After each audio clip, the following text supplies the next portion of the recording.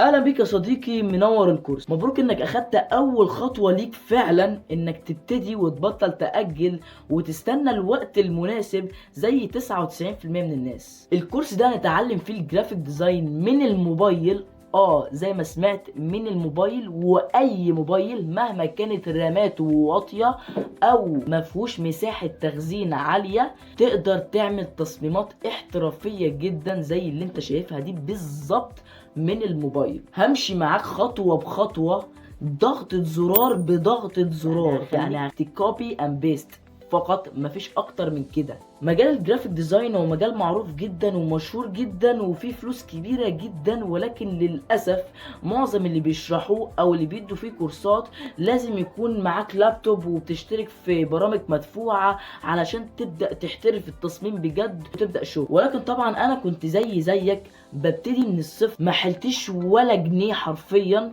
وكنت حاسس ان انا خلاص، يعني انا مش هبقى زي الناس دي الا لما حد من عيلتي يستثمر فيا ويدفع فيها فلوس، سواء في كورسات ولا برامج مدفوعه ولا لابتوب بغالي، علشان اقدر فعلا ابدا اشتغل وابدا اتعلم. لكن انا كسرتها وقلت لا، انا فعلا هبدا من الموبايل وهعمل كل اللي بيعملوه من الموبايل، وكل دوت بالتجربه والخطا مني انا، وانا اللي هبدا بنفسي. وطبعا محدش بيشرح لك ازاي تعمل تصميم احترافي من الموبايل. وفكك من حوار كانفا والكلام ده، لان برضو كانفا بتاع المبتدئين. لا، انا مش هعلمك كانفا وشغل القوالب ده، انا هعلمك اكنك هتتعلم على فوتوشوب بالظبط بالظبط.